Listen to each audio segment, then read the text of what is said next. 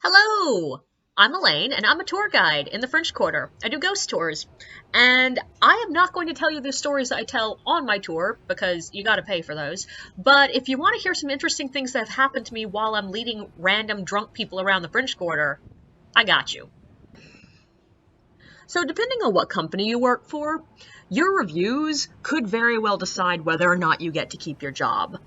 Now, if you do not know, living in the modern era, a 5-star review means everything was fine. Anything below that means something was very wrong. 1-star reviews mean you might get a call from your boss in the morning to find out what the hell happened. Now, luckily with ghost tours, a lot of the 1-star reviews are immediately dismissible because they're so obviously just absurd.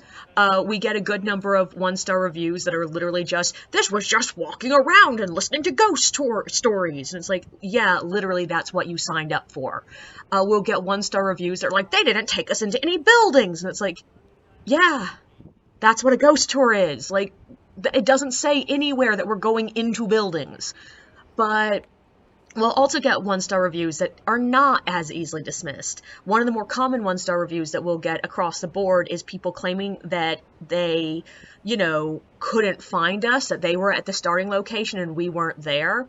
And the thing is, most nights, yeah, this is still pretty easily dismissible because most nights we have more than one group signed up. So literally the office can just look at the roster and be like, well, 17 other people found the tour guide that night. I'm sorry you couldn't find them. But, I sort of understand those ones. The ones that just leave me in awe of their stupidity. There was a lovely evening where back in the day, I had to call the guests beforehand to see if they were running late, if they needed directions or anything. And this one group I called, and they said, oh yeah, we'll be there in a minute. We're walking over. And I'm like, okay, cool. Tell me if you need any directions. They're like, yeah, we're walking over from City Park. Which direction do we need to go? And I was like, do you mean Armstrong Park? And they're like, no, City Park. And I'm like, you're not going to make it in time. If you catch a cab and, drive over, you're probably going to be about 15 minutes late. And they were like, what do you mean? Just hold for us. We'll be there in a minute. And I was like, I'm sorry, I can't hold, because I had 25 other people waiting there for us to get started. So I was like, I'm sorry, but you need to call and reschedule. There's no way you're going to make it to the tour on time. And they not only wrote a 1-star review about me being quote-unquote rude and refusing to hold the tour for them, they also called the office to complain about me being rude on the phone. But I would say my favorite ridiculous 1-star review I have ever gotten was on a ghost hunt. And this 1-star review was on a night that there were only 2 people signed up for the ghost hunt. There was a mom and a teenage daughter. And it had been one of those nights that, I wasn't supposed to work. I was covering for somebody else. I had thought I was going to be able to go out of town that night, and I couldn't. And it was just I was not happy to be there. But I put on the happy face and went in and tried my best to give them the best experience I could.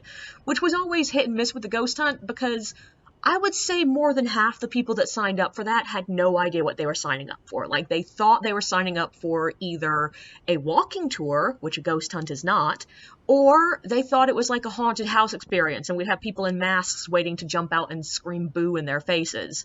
And no, this was a ghost hunt, like you see on TV, where people just sit around in rooms going, hello, is there anybody here? To probably empty air.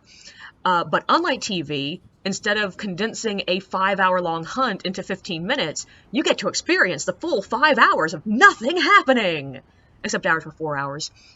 Which is why the first hour was usually devoted to us just teaching you how to use equipment and stuff, basically just as a way to fill the space. But there was one night I had this nice mom and daughter, and it was an unusually active night when it came to things doing weird things.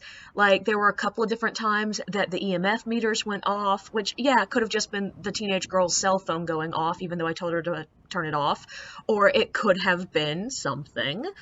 We had a couple of recordings that I couldn't immediately dismiss away. The teenage daughter said that she saw a shadow at one point, and I was like, okay, cool, so you've had a lot of experiences. And I could tell that the mom was a little bit oh, this was a waste of money. So at the end of the night, Instead of just being like, okay, I'll send you your recordings later, have fun, I'll never see you again, bye.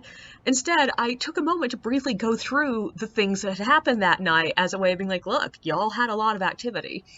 And a couple of weeks later, go to TripAdvisor and see that I have a nice, long 1-star review about the fact that she did not see a ghost that night, and she called to demand her money back because she did not see a ghost. And I'm sitting here like, you expected proof, absolute undeniable proof of the afterlife for $50. Yeah, honey, no, if I could make a ghost appear on cue, we'd be charging a hell of a lot more than $50. Don't forget to like and subscribe, and feel free to share your own experiences in the comments below.